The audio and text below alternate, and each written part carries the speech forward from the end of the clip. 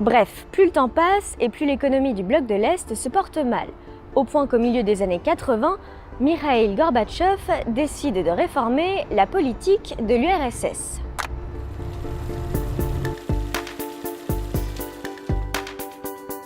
Avec la désidéologisation qu'apporte Gorbatchev, va aussi l'idée que les pays d'Europe de l'Est sont invités à rester dans le système qu'on a construit ensemble, à continuer à partager les valeurs qu'on a autour du communisme et différentes valeurs associées.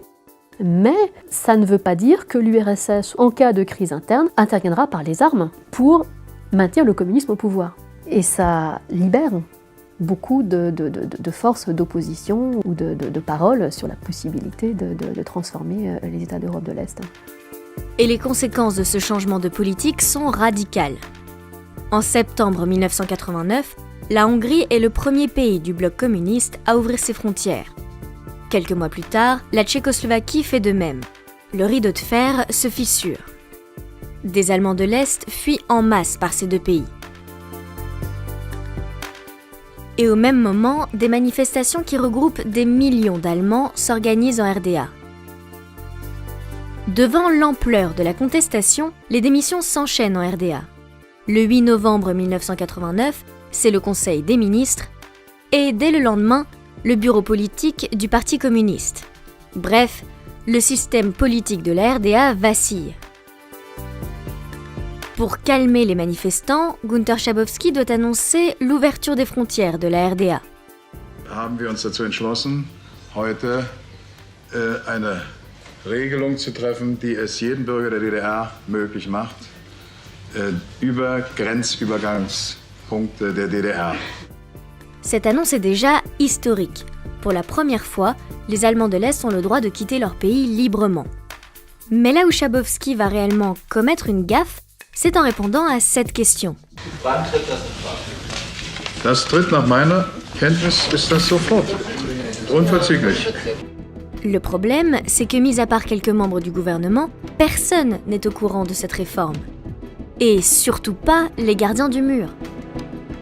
Il n'empêche que les Berlinois, informés par la télévision, prennent Schabowski au mot et se ruent au point de passage. Les soldats résistent un temps, mais en l'absence d'ordre, les barrières finissent par s'ouvrir.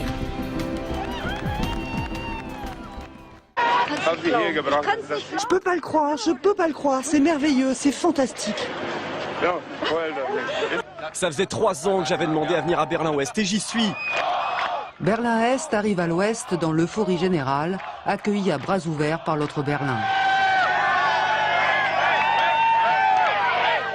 Sur le mur, devenu le lieu de rendez-vous d'un peuple qui se retrouve, champagne et marteau.